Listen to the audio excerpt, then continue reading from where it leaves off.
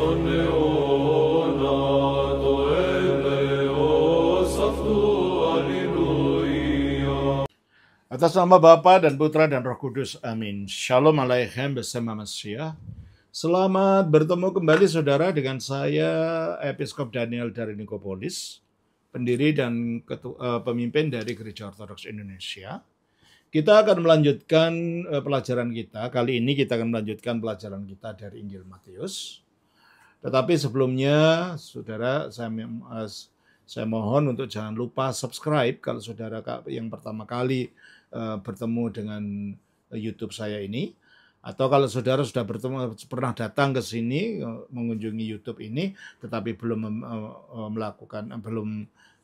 subscribe, tolong untuk melakukannya. Dan juga saudara jangan lupa untuk klik itu like-nya, supaya kalau ada unggahan video yang baru, saudara akan mendapatkan notifikasi yang pertama. Dan kalau saudara merasa ini sangat bermanfaat, saudara bisa share video-video ini kepada teman-teman saudara sebanyak-banyaknya.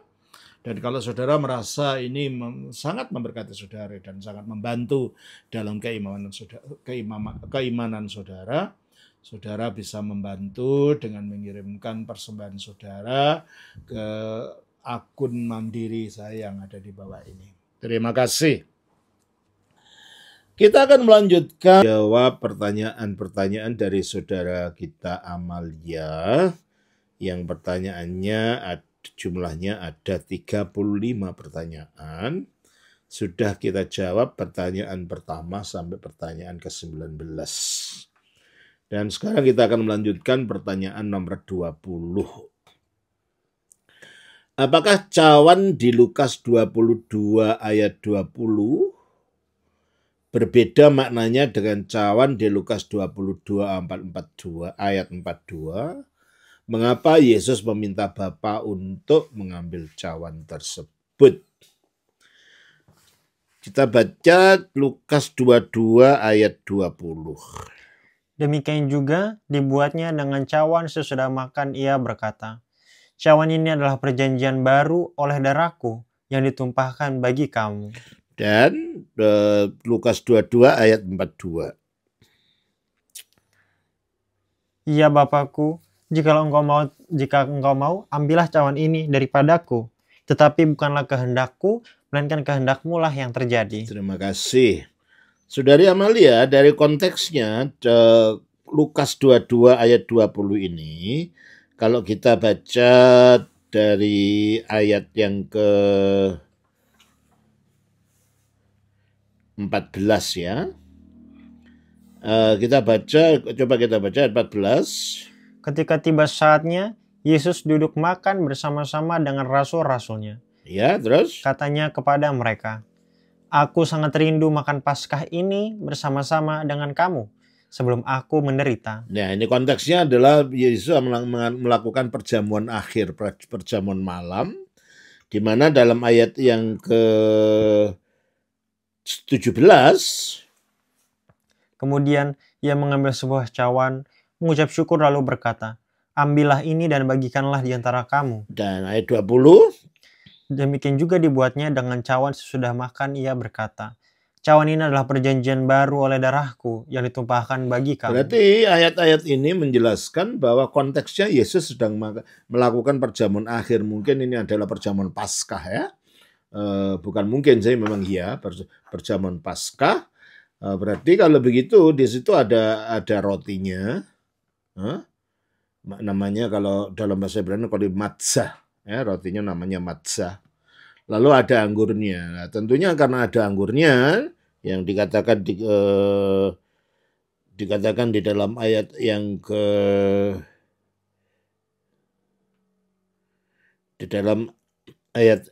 ke-17. Kemudian ia mengambil sebuah cawan. Lalu yang ke-20, demikian juga dibuatnya dengan cawan sesudah makan. Berarti cawan ini ya memang cawan untuk minum. Ya. piala gitu ya, yang digunakan untuk minum yang terbuat dari perak atau terbuat dari tembaga gitu ya. Jadi ini memang cawan dalam arti biasa. Tapi untuk ayat pasal 22 ayat yang ke-42, mari kita lihat konteksnya ya. Di dalam, kita mulai lihat konteksnya dari ayat 39 sampai 42.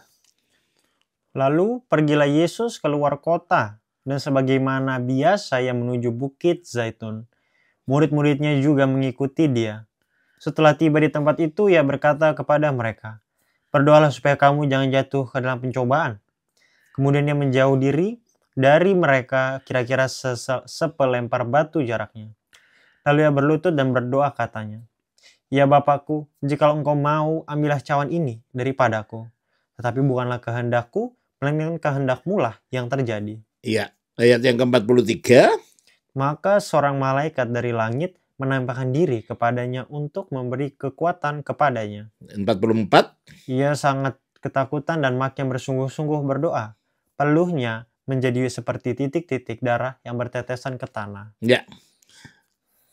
Terus ayat 45 juga. Lalu ia bangkit dari doanya dan kembali kepada murid-muridnya. Tetapi ia mendapati mereka sedang tidur karena duka cita. Ya.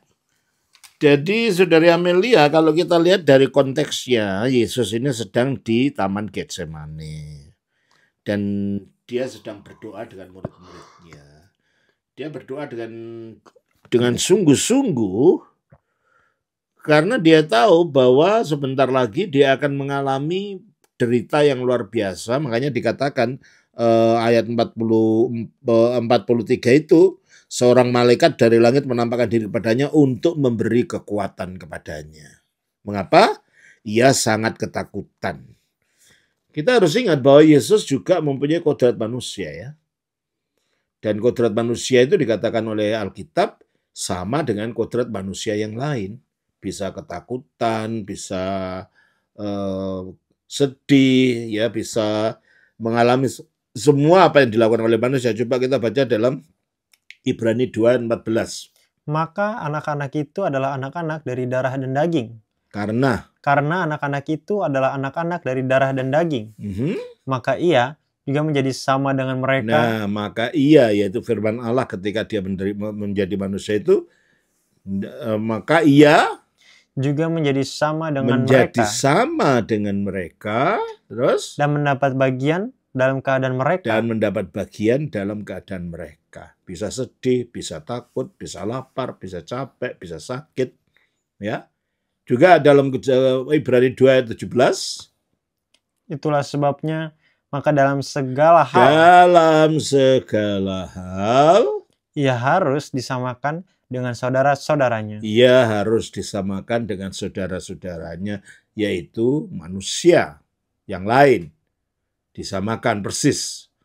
Oleh karena itu jangan heran kalau Yesus di sini biarpun dalam keilahiannya dia tidak bisa mengalami kematian, dia tidak bisa mengalami ketakutan, dia tidak mengalami kesakitan, tetapi di dalam kemanusiaannya,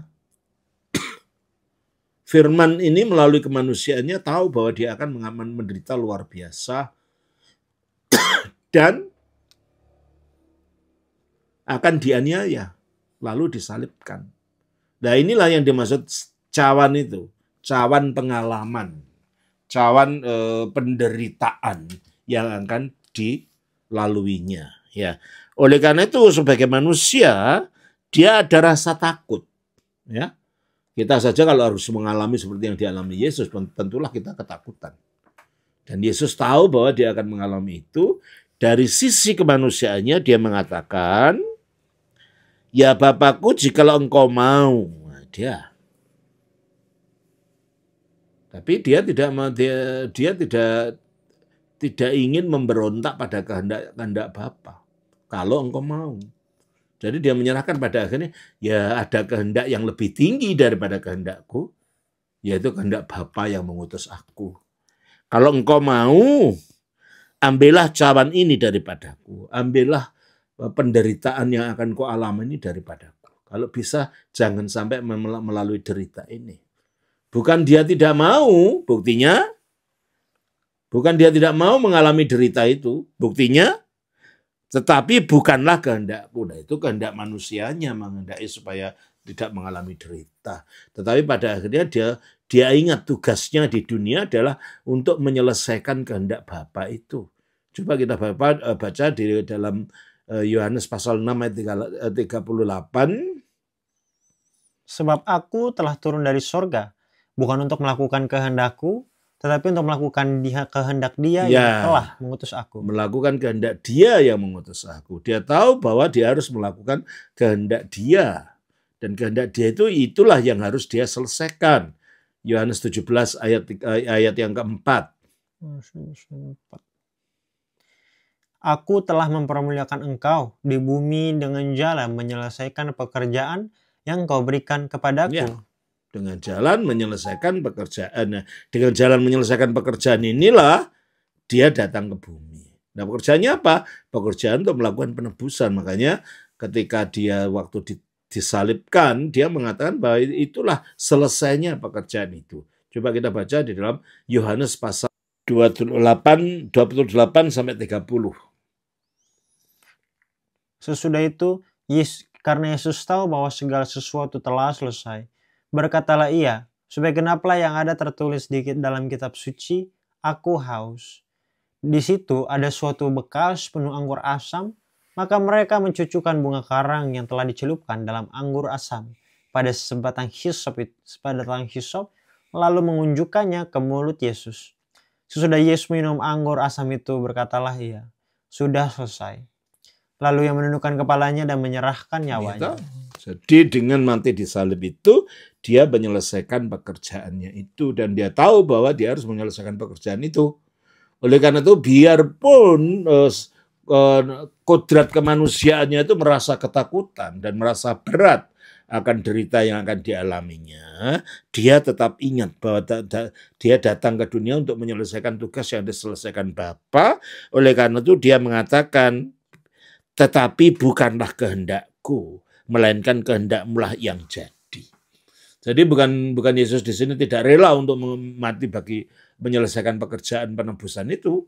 Dia rela, tapi sebagai manusia dia memiliki sifat kemanusiaannya di mana dia akan merasa ketakutan dan sehingga perlu dikuatkan oleh malaikat dalam kodrat manusianya ayat 43. Lukas 22:43. Maka seorang malaikat dari langit menampakkan diri kepadanya untuk memberi kekuatan kepadanya. Karena kodrat kemanusiaannya mengalami ketakutan yang luar biasa, sehingga ketakutan dinyatakan dalam ayat 44. Ia sangat ketakutan dan makin bersungguh-sungguh berdoa. Peluhnya menjadi seperti titik-titik darah yang bertetesan ke tanah. Ya, karena tertekan batinnya, tertekan mungkin jantungnya itu atau gimana, sehingga mengeluarkan titik darah ini, keringat yang berwujud seperti darah itu. Nah, oleh karena itu, karena takutnya ini dia berdoa, jikalau engkau mau, ambillah cawan ini daripadaku, ambillah penderitaan ini daripadaku. Tapi pada akhirnya kehendak ilahinya itu yang tunduk dengan kehendak Bapa, satu dengan kehendak Bapa, sehingga dia ada mengatakan, tetapi bukanlah kehendakku. Nah, itu kehendak manusianya yang ingin tidak mau menderita ini. Tapi di dalam kehendak ilahinya dia tahu dia diutus Bapa dari surga, maka dia mengatakan, tetapi bukanlah kehendakku, melainkan kehendakmu-lah yang terjadi. Dan akhirnya betul kehendak Bapa yang terjadi. Yesus menyelesaikan tugasnya dengan akhirnya wafat di kayu salib untuk menyelesaikan tugas penebusan itu. Gitu ya, Saudari Amalia. Selanjutnya pertanyaan yang ke-21.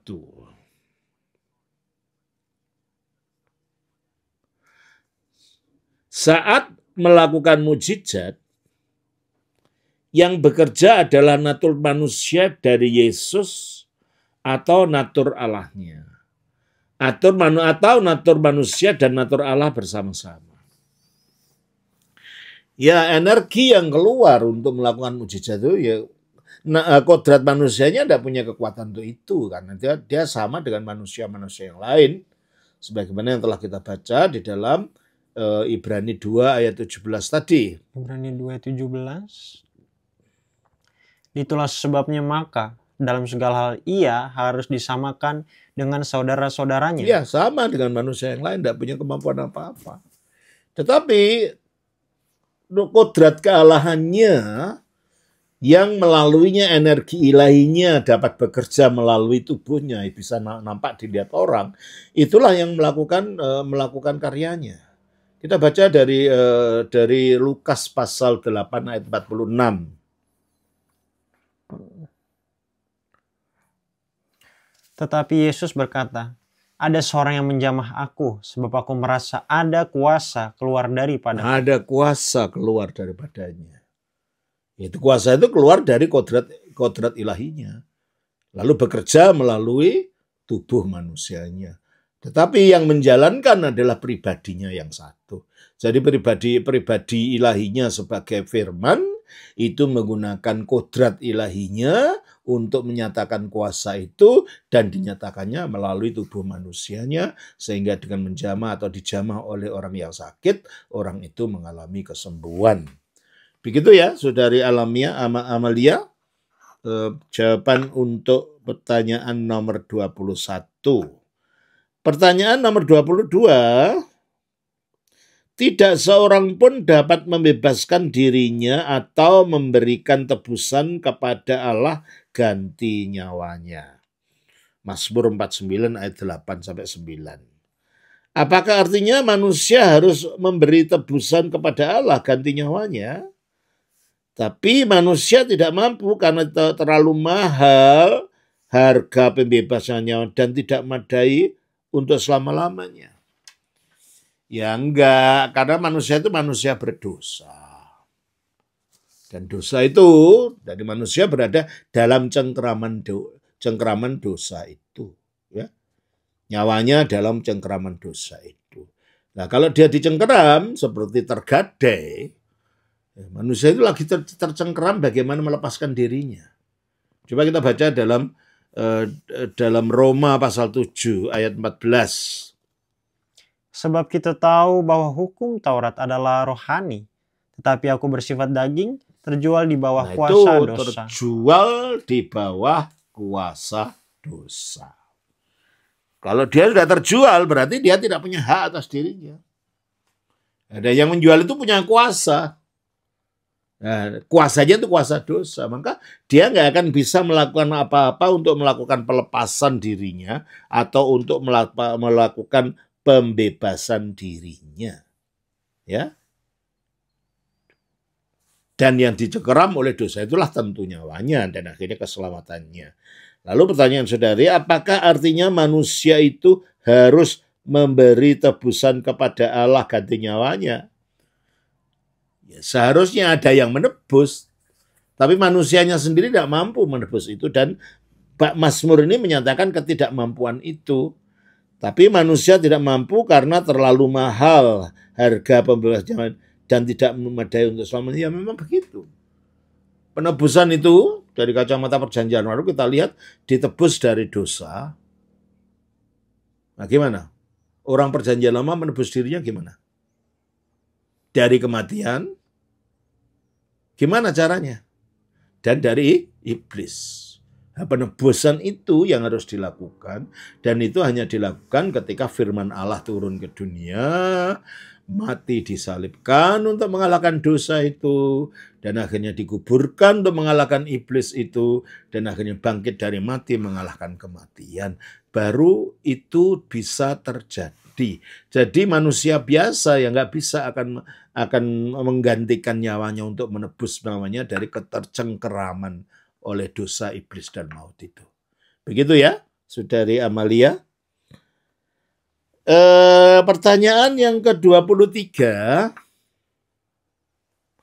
Apakah nafas hidup dalam Kejadian 2 ayat 7 sama dengan hati nurani? Tolong bacakan. Kejadian 2 ayat 7. Kejadian 2 ayat 7. Ketika itulah Tuhan Allah membentuk manusia itu dari debu tanah dan mengembuskan nafas hidup ke dalam dagingnya. Nafas hidup itu adalah energi ilahi yang ketika dihembuskan itu menjadi perangkat-perangkat batiniah manusia. Perangkat jasmaninya terbuat dari tanah. Ya, tubuh jasmani ini. Nah, yang menjadi batin kita, yang menjadi roh kita, terutama jiwa kita, dan semua perangkat-perangkat yang bersifat rohani itu terjadi dari energi ilahi yang dihembuskan yang berbentuk nafas kehidupan itu. Kalau nggak ada nafas kehidupan itu, ya nggak ada rohnya manusia. Ya, manusia kan diciptakan dari tanah. Gimana bisa hidup gitu loh. Maka itu bisa hidup karena dihembuskan roh ilahi yang menjadikan itu menjadi rohnya manusia dan jiwanya manusia dan semua perangkat-perangkat batinnya yang dimiliki oleh manusia. Begitu ya. Pertanyaan yang ke-24. Seandainya Tuhan Yesus tidak turun ke dunia menjadi manusia untuk menyelamatkan umat manusia, apa yang akan terjadi dengan umat manusia? Ya, manusia akan tetap berada dalam cengkeraman iblis, cengkeraman dosa, cengkeraman maut, dan manusia tidak akan bisa kembali kepada Allah, menyatu kembali dengan Allah. Manusia tidak bisa ambil bagian dalam kodrat ilahi seperti yang Allah kehendaki. Seperti dikatakan dalam 2 Petrus pasal 1 ayat 4 itu. Dengan jalan itu, Ia telah menugerahkan kepada kita janji-janji yang sangat yang berharga dan yang sangat besar, supaya olehnya kamu boleh mengambil bagian dalam kodrat ilahi dan luput dari hawa nafsu duniawi yang membinasakan dunia. Ya, jadi itu kejadiannya kalau tidak ada Kristus datang, karena tidak ada yang mengalahkan dosa melalui ketaatan mutlak seperti yang dilakukan Yesus di atas salib, dan tidak ada yang mengalahkan kematian atau mengalahkan iblis seperti yang dilakukan ketika dia masuk ke dalam alam maut, ketika dia dikuburkan dan akhirnya bangkit dari alam maut itu, dan tidak ada yang mengalahkan kematian melalui kebangkitannya dan tidak mati lagi itu. Jadi bagaimana manusia bisa dilepaskan dari semuanya itu? Itulah akibatnya kalau Tuhan Yesus Kristus tidak datang ke dunia untuk menyelamatkan manusia, untuk menebus manusia dari dosa. Pertanyaan yang ke-25. Apa artinya Allah menyesal? Dalam Kejadian 6 ayat 6. Tolong bacakan. Kejadian 6 ayat 6. Maka menyesallah Tuhan bahwa Ia telah menjadikan manusia di bumi, dan hal itu memilukan hatinya. Terus? Berfirmanlah Tuhan. Keluaran 32 ayat 14. Keluaran 32 ayat 14. Dan menyesallah Tuhan karena malapetaka yang dirancangkannya atas umatnya. Ya. 2 Samuel 24 ayat 16. Ketika malaikat mengacungkan tangannya ke Yerusalem untuk memusnahkannya, maka menyesallah Tuhan karena malapetaka itu. Ya. Yeremia 18 ayat 8. Tetapi apabila bangsa yang terhadap siapa aku berkata demikian telah bertobat dari kejahatannya, maka menyesallah aku bahwa aku hendak menjatuhkan malapetaka yang kurancangkan itu terhadap mereka. Amsal 7 ayat 37.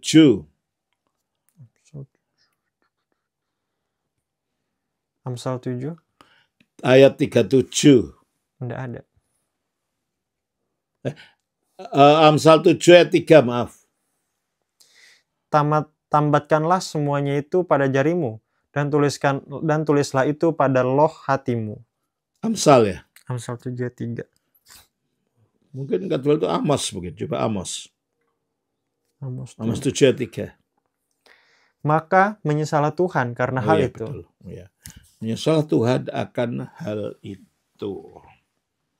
Sebentar ya.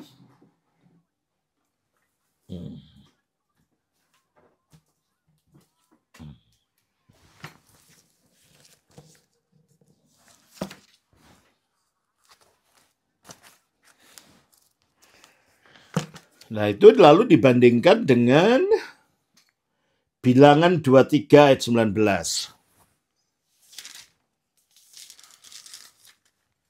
Allah bukanlah manusia sehingga ia berdusta, bukan anak manusia sehingga ia menyesal. Oke.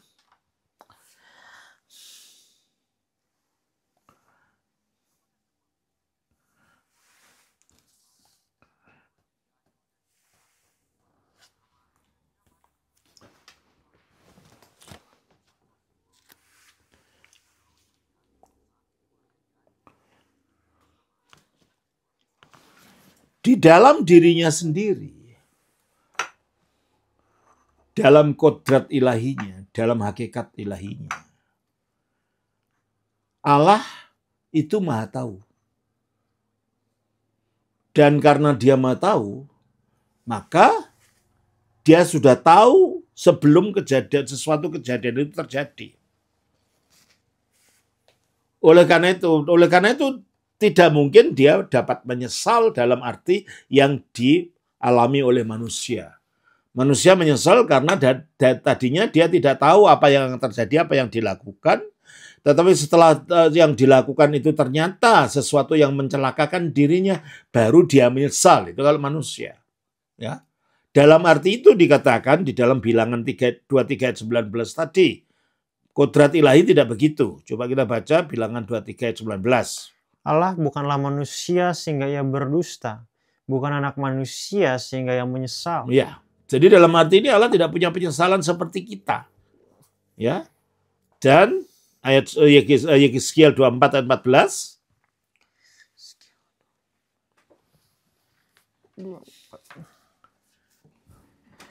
Aku Tuhan yang mengatakannya, hal itu akan datang dan aku akan membuatnya. Aku tidak melalaikannya dan tidak merasa sayang, juga tidak menyesal. Ya. Aku akan menghakimi engkau menurut perbuatanmu. Di sini dalam kodrat ilahinya yang terdalam, dalam hakikat ilahinya, Allah itu tidak mungkin menyesal. Nah kalau gitu apa arti ayat-ayat bahwa Allah menyesal tadi?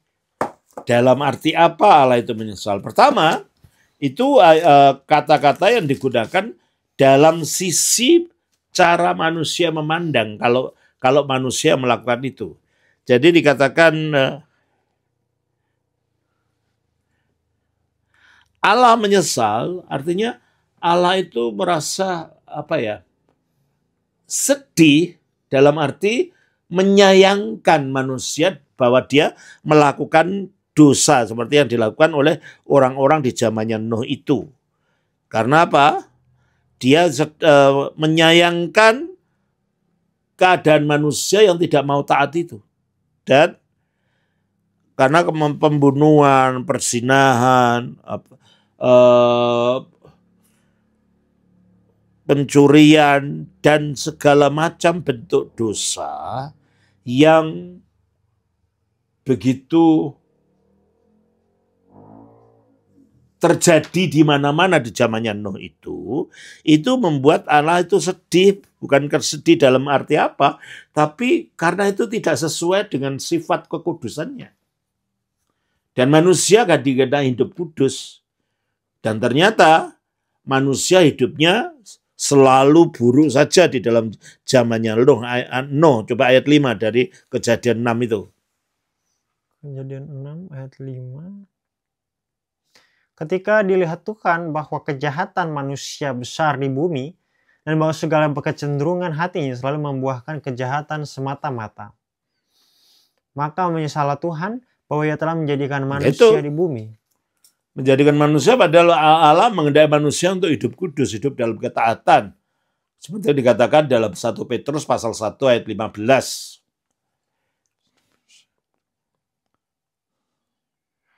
Tetapi hendaklah kamu menjadi kudus di dalam seluruh hidupmu. Itu.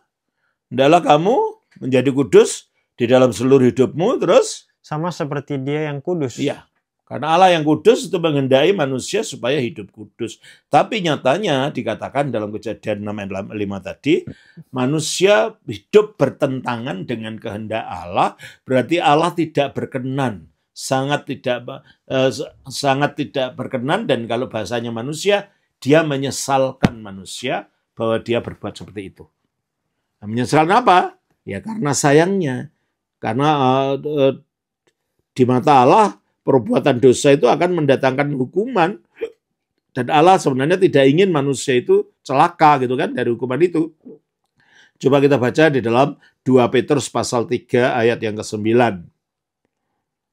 Tuhan tidak lalai menepati janjinya, sekalipun ada orang yang menganggapnya sebagai kelalaian, tetapi ia sabar terhadap kamu karena ia menghendaki supaya jangan ada yang binasa. Ya, karena perbuatan jahat ini mendatangkan kebinasaan dan Allah tidak menghendaki kebinasaan itu, maka dari tindakan yang tidak berkenan ini, yang bertentangan dengan kehendaknya yang kudus itu, maka dikatakan Allah menyesali manusia kok melakukan begitu. Bukan menyesali manusia menciptakan manusia, enggak. Menyesali manusia yang diciptakan itu mengapa berbuat seperti itu. Dalam arti dia tidak berkenan manusia melakukan itu, ya. Demikian juga Keluaran 32 ayat 14. 32. Dan menyesalah Tuhan karena malapetaka yang dirancangkannya atas umatnya. Karena Tuhan tidak mengendaki manusia mengalami malapetaka akibat dosanya itu. Jadi sebenarnya kasusnya sama dengan kejadian tadi. Mengapa kamu memilih jalan yang akhirnya mendatangkan hukuman, yang akhirnya mendatangkan celaka? Padahal aku menghendaki supaya engkau hidup di dalam keberkatan, bukan dalam kecelakaan atau di dalam dosa seperti itu yang mendatangkan kecelakaan bagimu. Nah ini penyesalannya adalah pilihannya manusia jadi begitu, padahal kehendaknya adalah lain, berbeda dengan pilihan manusia tadi. 2 Samuel 24 ayat 16 juga sama kasusnya. 2 Samuel pasal 24 ayat 16. Ketika malaikat mengacungkan tangannya ke Yerusalem untuk memusnahkannya, maka menyesalah Allah, menyesalah Tuhan. Ya. Karena Tuhan tidak ingin menghancurkan Yerusalem. Dan ketika malaikat itu sudah mulai ingin menghancurkan, ya Tuhan menyesali kenapa kamu pilihanmu begitu, sehingga pilihan yang berdosa, sehingga kamu harus mendapatkan hukuman, padahal engkau ini aku sayangi, gitu ya. Dari arti itu. Yang terakhir adalah Yeremia 18 ayat 8. 18 ayat 8. Tetapi apabila bangsa yang terhadap siapa aku berkata demikian telah bertobat dari kejahatannya, maka menyesalah aku bahwa aku hendak menjatuhkan malapetaka yang kurancangkan itu terhadap jadi mereka. Penyesalannya itu karena kemalapetaka itu. Tapi kalau manusia itu berbalik jalannya, maka Allah tidak akan mendatangkan malapetaka itu. Dalam arti Allah berbalik dari kehendaknya ingin menghukum manusia berdosa tadi. Yang dikatakan menyesal dalam arti aku akan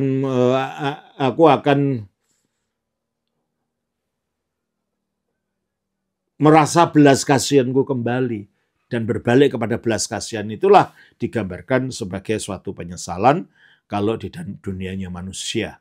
Orang yang mau dihukum, akhirnya Allah tidak jadi menghukum, gitu ya. Dan Amos 7 ayat 3. Amos 7 ayat 3. Maka menyesalah Tuhan karena hal itu. Apa itu? Itu tidak akan terjadi, firman Tuhan. Ya, ayat yang sebelumnya, ayat 1 dan 2. Inilah yang diperlihatkan Tuhan Allah kepadaku. Tampak ia membentuk kawanan belalang pada waktu rumput akhir mulai tumbuh, yaitu rumput akhir sesudah yang dipotong bagi raja. Ketika belalang mulai menghabisi tumbuh-tumbuhan di tanah, berkatalah aku, Tuhan Allah, berikanlah kiranya pengampunan. Bagaimanakah Yakub dapat bertahan? Bukankah ia kecil? Maka menyesalah Tuhan karena hal itu. Jadi ini sama saja. Karena dosanya bangsa Israel dihukum dengan adanya belalang, sehingga belalang itu menghancurkan semua tanaman-tanaman yang ada. Dan akhirnya ketika melalui Amos, mereka memohon pengampunan, maka Allah mengubah murkanya tadi menjadi belas kasihan, dan berubahnya dari murka kepada belas kasihan itu digambarkan sebagai suatu penyesalan. Begitu ya. Tapi dalam dirinya sendiri tidak ada penyesalan dalam pengertian yang kita alami, yaitu karena kita tidak tahu melakukan sesuatu dan akhirnya terjadi sesuatu yang mencelakakan atas pilihan kita baru menyesal. Nah, Allah bukan begitu. Penyesalannya adalah karena manusia memilih sesuatu yang bertentangan dengan kehendaknya yang akhirnya mendatangkan celakanya tadi. Jadi itu penyesalan di sini artinya Allah berbalik dari murka kepada pengampunan dan kasih sayangnya. Begitu ya, Saudari Amalia. Kiranya Tuhan memberkati atas nama Bapa, Putra, Roh Kudus. Amin.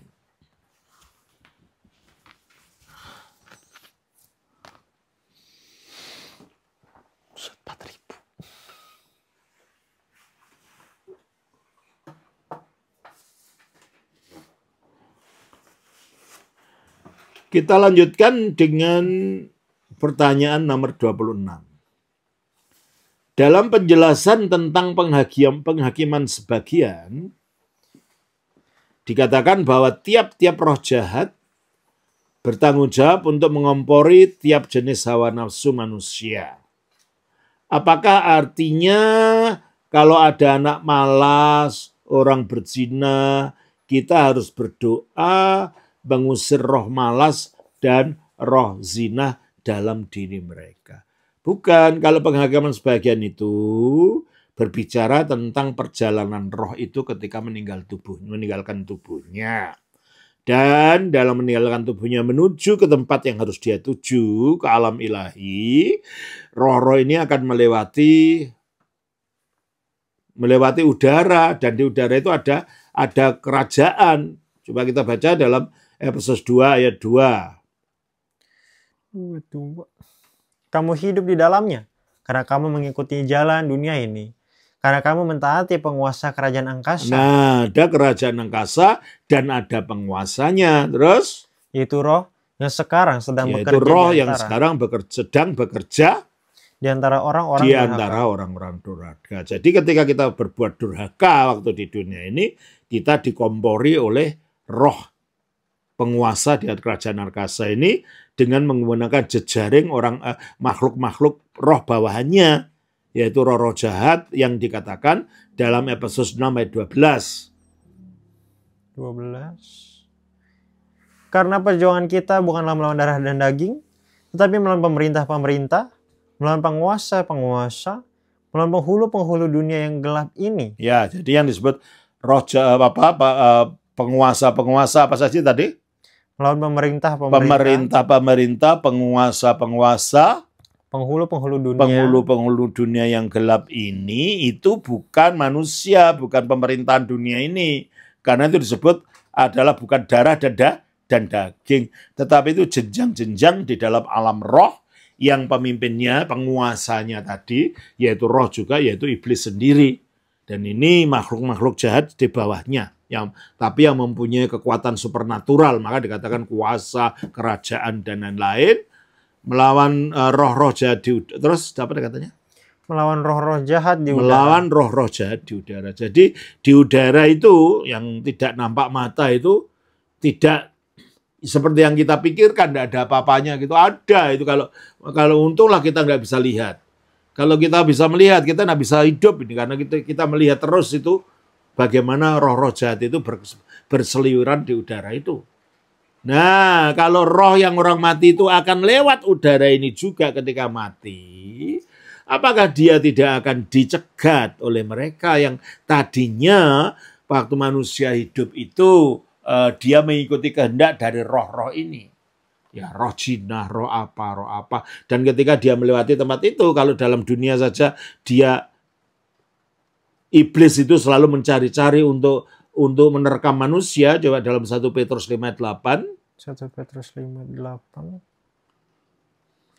Sadarlah dan berjaga-jagalah lawan musuh iblis yang berjalan keliling sama seperti singa yang mengaum-ngaum dan mencari orang yang dapat ditelan. Ya, kalau dalam dunia manusia masih mengenakan tubuh aja, iblis itu berusaha untuk mencengkeram dia, untuk menerkam dia.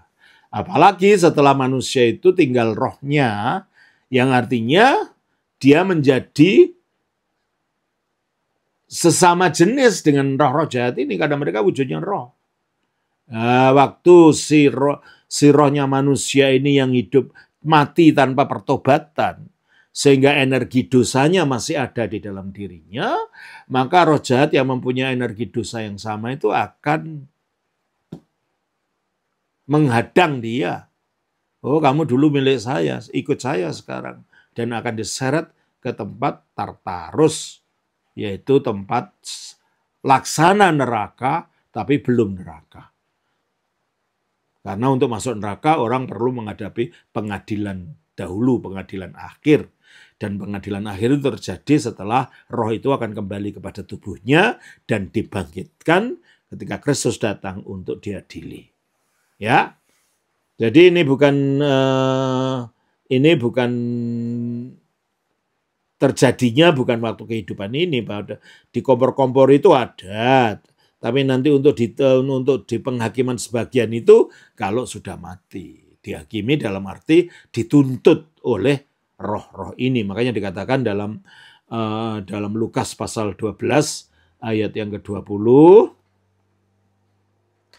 Tetapi firman Allah kepadanya, "Hai engkau orang bodoh, pada malam ini juga jiwamu akan diambil daripadamu." Hai orang bodoh, ini berkata kepada orang kaya yang bodoh, yang hanya memikirkan yang duniawi saja. Pada malam ini juga taftin tinichta apetusin, mereka akan menuntut tin psihinsu, jiwamu aposu, dari kamu. Nah, siapa yang menuntut ini? Ketika jiwa itu mati, yang menuntut adalah roh-roh jahat tadi. Nah, dan menuntut ini adalah mengatakan kamu berdosa dan kamu dulu ikut saya, sekarang kamu jadi milik saya, gitu loh. Inilah artinya penghakiman sebagian itu. Makanya apakah artinya kalau ada anak malas, orang berzina, kita harus berdoa mengusir roh malas dan roh zina dalam diri mereka? Ya bisa saja kita berdoa untuk itu, tapi akhirnya dalam kehidupan itu orang punya kehendak bebas. Yang dimaksudkan bahwa roh-roh jahat itu akan menuntut itu, mendakwa itu adalah pada waktu roh kita berjalan keluar dari tubuh menuju tempat yang seharusnya kita tuju. Itu ya. Saya kira begitu yang dapat saya jelaskan. Kiranya Tuhan memberkati. Shalom. Atas nama Bapa, Putra, Roh Kudus. Amin.